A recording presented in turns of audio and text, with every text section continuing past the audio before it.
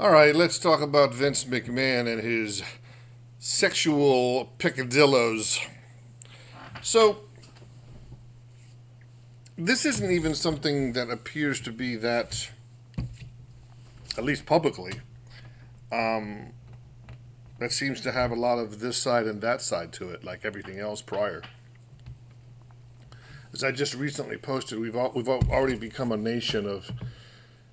Let me just read what I wrote. How about that? We've become a nation with more and more markers by the day, dividing us into camps, left and right, AEW, WWE for people into pro wrestling, pro Vince, anti Vince, pro open borders, anti open borders, pro inner city culture, anti inner city culture, pro rural culture, anti rural culture, geography, north and south, ageism, generations of war, gender ideology, straight versus gay, traditional versus progressive lifestyles, male versus female. And now recently, I even witnessed this race play versus anti-race play thread on the interwebs on Twitter, and people in favor of straight guys doing gay baiting as thirst traps, don't ask, and those opposed, and so forth. So there's two sides to everything, it seems, except this. Except this. And prior, there was already a pro-Vince and anti-Vince movement, obviously. And there are certain people that I would have just expected automatically to be on one side or the other. You know, the more traditionalists, etc., or people that work very closely with him, or will say, well, he's not perfect, but blah, blah, blah. But on this, at least from what I've seen so far, it seems everyone is just running for the hills going, no comment, or else just coming out and saying, comment. This is terrible. And I saw Eric Bischoff say, Eric Bischoff spoke like somebody had just died.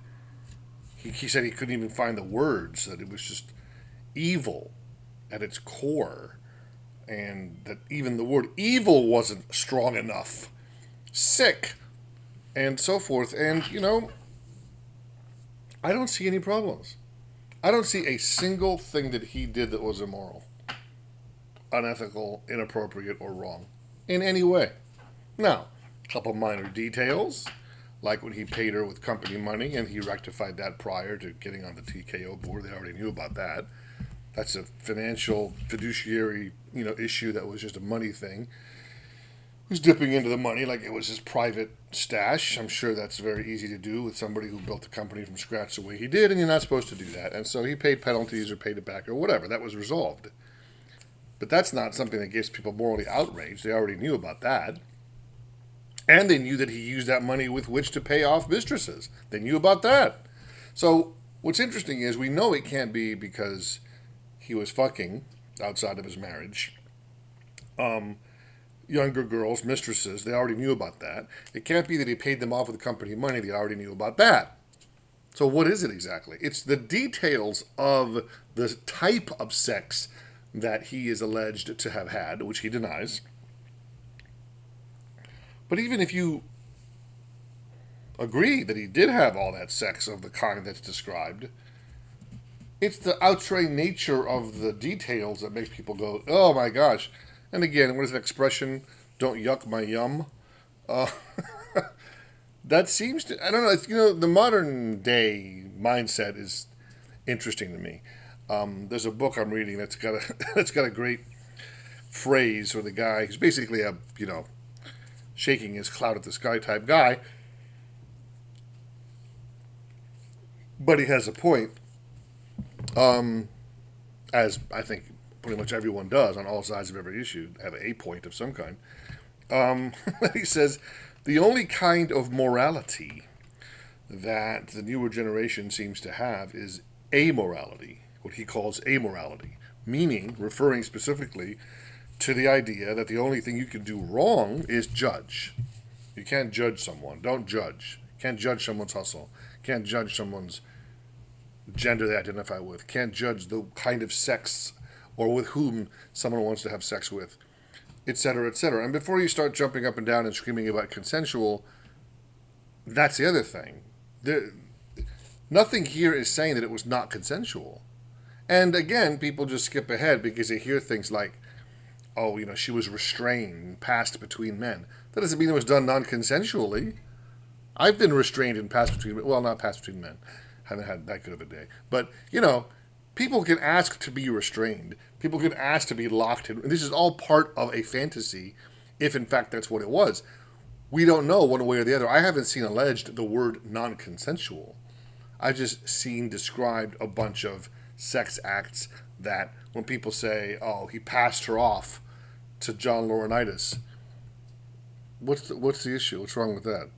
And of course, then it switches from, okay, so then people kind of start to, obfuscate. Okay, well then it's not criminal. Okay, it's not exactly unethical or immoral or whatever, but it's a power play, or it's a power hierarchy. Well, now we're getting into the weeds of human resources details. This is hardly at the level of the word evil isn't strong enough to describe.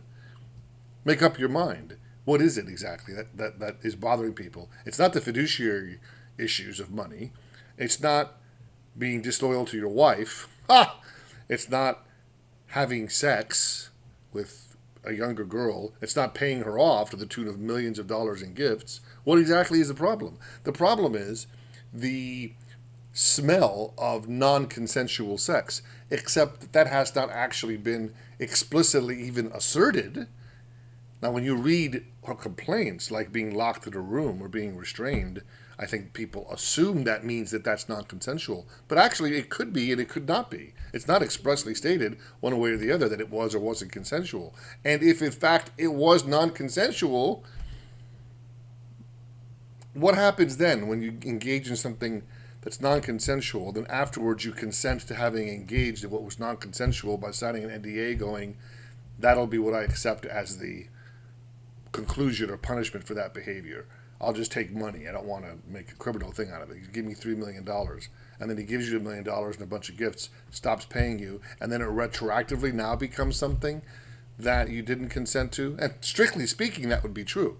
Strictly speaking, you could say, if it was non-consensual, you could say afterwards, well, I will retroactively apply my consent only if you give me money, and then if you stop giving me the money we agreed on, I will retroactively reject my consent to the originally non-consensual behavior. If in fact it was originally non-consensual. Could be that it was consensual the whole time, and I haven't said anything to explicitly prove that one way or the other.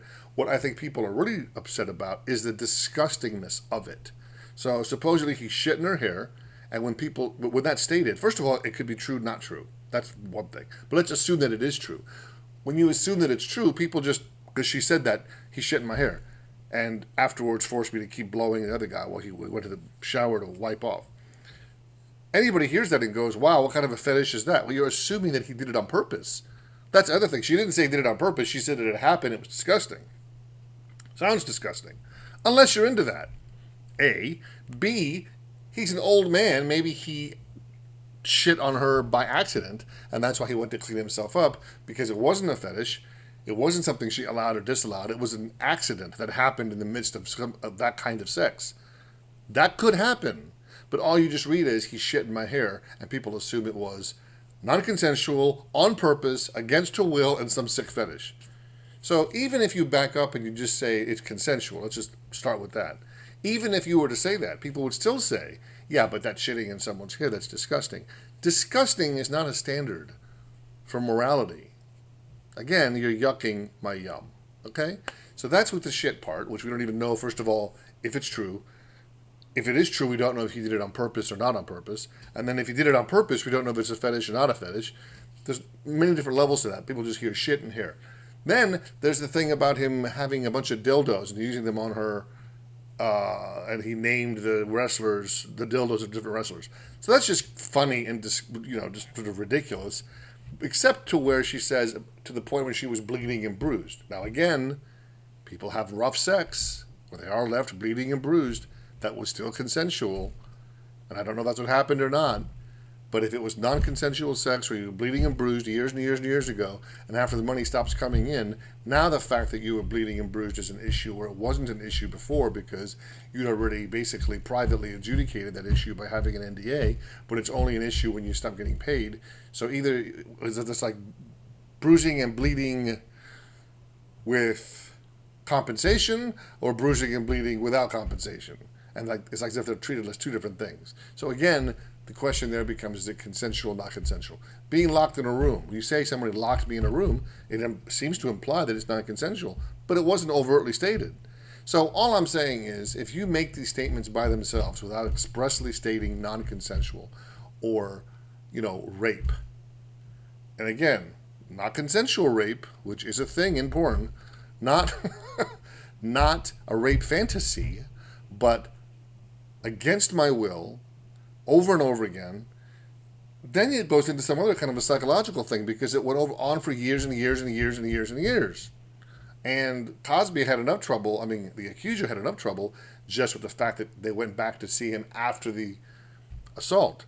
And that can be explained, and there's reasons and so forth. But if it happens over and over and over again, and she accepts dozens upon dozens upon dozens upon dozens of gifts for years, and it isn't like all that built to then one big act of rape, and that's the one I'm complaining about. That will be different. It's that all of the ongoing acts are the ones cumulatively and collectively now frowned upon so much that he has to leave the company, that Slim Jim pulled their sponsorship. I think the honest answer is that the entire sexual escapades sound so gross, and people assume that it's done in a non-consensual rape, force yourself on people type of way. And I've even heard articles that Shane McMahon knew about this for years and tried to stop his dad from doing it. Maybe he tried to stop his dad from being a sexual perv, not from rape.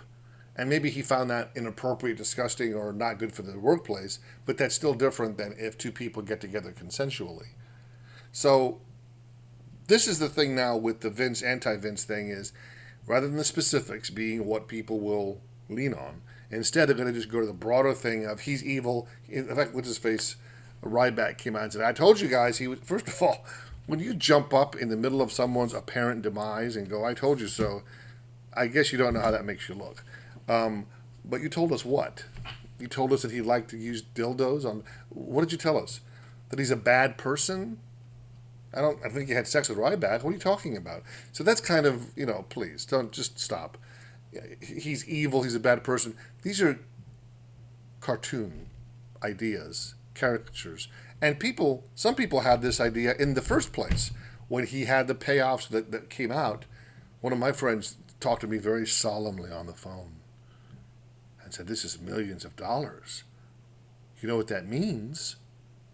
That means he must have had illegitimate children with her. Oh my God. How many people?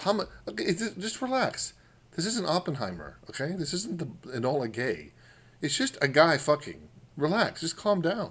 And paying people off that were more than willing to take the money.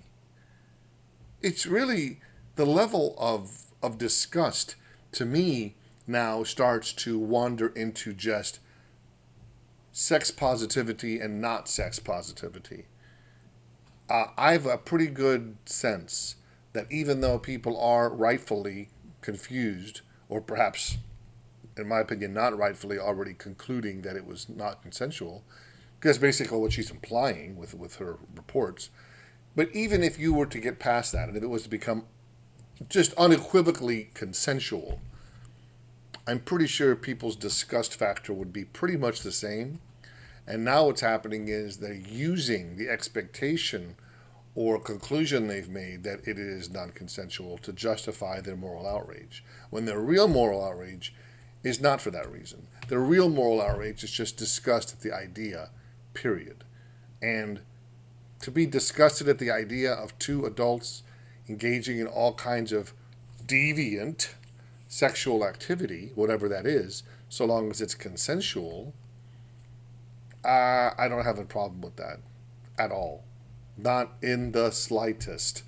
And to pretend that he has gone from, an image of purity to this is, again, absurd. Everybody, come on. Everybody knows. If it came out after he died that, and nobody alleged anything, there was no, lawsuits, and it was just women saying, oh, I remember the time he shit in my hair, I remember the time he had a dildo, people would just assign that to oh yeah, sexual, proclivities. Nobody would be surprised at the idea that he had these kinds of wild sex nights. And that's, I guess, the thing that I find offensive. The haters find his behavior with her consensual or not offensive, I assert. What I find offensive is the idea that that's found offensive, the consensual version of it, I mean. That's what I find offensive, is this sudden... I really think one of the things that's going to help us in the future is if somehow or other, I want to know what you masturbate to. If I had a video clip of every single human being I've ever known masturbating, and I could tell what they were watching or thinking while masturbating, we'll get a lot closer to the truth of actually where we are as human beings and what's real and what's true. Because lots of the people that are, criticizing this, I guarantee if you spend 5 minutes looking into their sexual background, they've got all kinds of, in fact, every single person I've talked to about this that has had various opinions about it, has all kinds of sexual, what would have previously been referred to as sexually deviant, perverse, inappropriate, immoral, even illegal behavior. Adultery was illegal, even in my lifetime. So there's lots of things that you can turn your nose up to. The idea that there was rough sex, shitty sex, dildo sex, restrained sex, sex passed between people. I mean, one of the deals was apparently he said to someone that her fucking Lesnar was part of the deal, and part of the package he was offering Lesnar, part of her obligations or whatever. Again, consent, consent, consent. Now, you can run afoul of laws all kinds of ways. We're seeing recently lawfare is becoming a real thing, where people just sue people for reasons of hating them and find afterwards, find me the law, find me the statutes that will justify destroying this person because I don't like them, is not exactly the that kind of makes you fond of a quote I understood for, this may or may not be true, I haven't researched it, but that's what I remember hearing this years ago, that Savannah, when it was originally established, was supposed to be famous for being a town that wanted at its inception to ban attorneys, because one of the things that they thought ruined life is litigation over everything. And here we are. So, assuming consent, and, by the way, the same way somebody can look at hear words like locked in an office, restrained by my arms, passed over to the other guy, hear those things and makes him feel like, oh, that's indicative of a non-consensual behavior. I would suggest that you could also easily conclude consent from the fact that somebody signed an NDA for behaviors that happened dozens or hundreds of times over years and years and years. If something happens for years and years and years, and then you sign an NDA going, I won't talk about it. I mean, that's not, I'm going to go to the police, or I'll never talk to you again. Signing an NDA, is it too far? Is it going too far to say that's basically an admission of consent? It certainly leans that way to me. Doesn't have to be true. It could be that you say, you raped me, and rather than going to the police, I'm going to take money and sign an NDA and not tell anybody that you raped me. That's possible. That could be what happened. And then later when you start paying me, I go back and say, okay, now that you stopped paying me, I'm going to tell everybody you raped me. That could be true. But you know what? When you sign an NDA and accept lots of gifts over years and years and years, you kind of lean it more towards seeming like it was consensual and just embarrassing to him, and that you know that. And look, if that's the calculation that was being made, it was obviously true, because right now he had to resign from the board. Sponsors pulled out, all before any conviction or even clear assertion of non-consent. Just the stories of the sex itself was enough to make that happen. So, to me, the jury's out on whether or not it was consensual or not consensual. And that, to me, is really what matters. Now, you can go further. Even if it was, in fact, not consensual and he raped her, and then later she says, you know what, you raped me, I'm going to just NDA this and let it go. That starts to get more morally complex. Unless you want to strip her of all of her agency and just say, well, that her agreeing to it is part of the trance she was in or part of the abuse she was under, at which point I think you start to get into very one-sided, odd sort of theories where there is no way for two people to consent. And the only place that we do that right now is with minors, where we say they don't have the ability to consent, which has, an argument behind it that makes sense.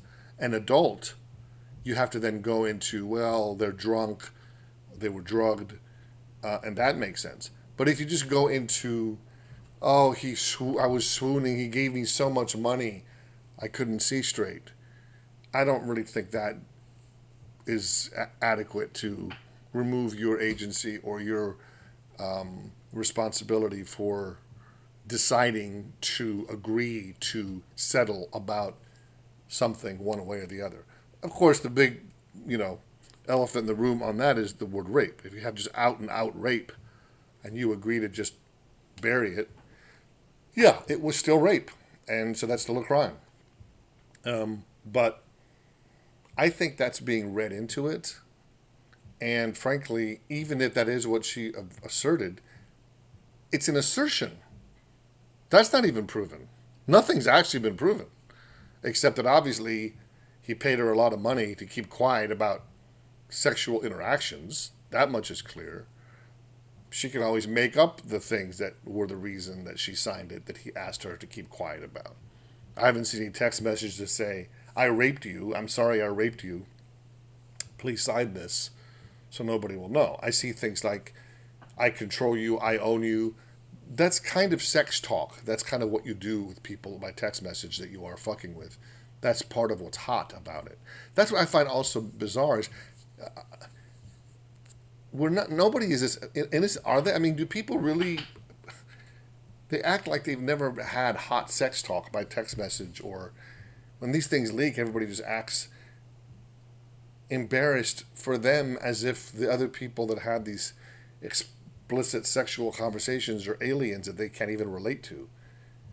You've never texted somebody that you're having some sexual play with, all types of political. I saw this is a different topic, but I saw on Twitter somebody trying to expose somebody, and they shared a bunch of racial slurs that they had made. But in the response to the racial slurs, they're laughing. And then they stayed with them for a long time after that.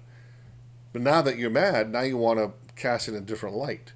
So same thing with that, same thing with this. It's like, the idea of how something is understood, how something plays between people, can't be retroactively retrofitted to appear to be something other than what it was.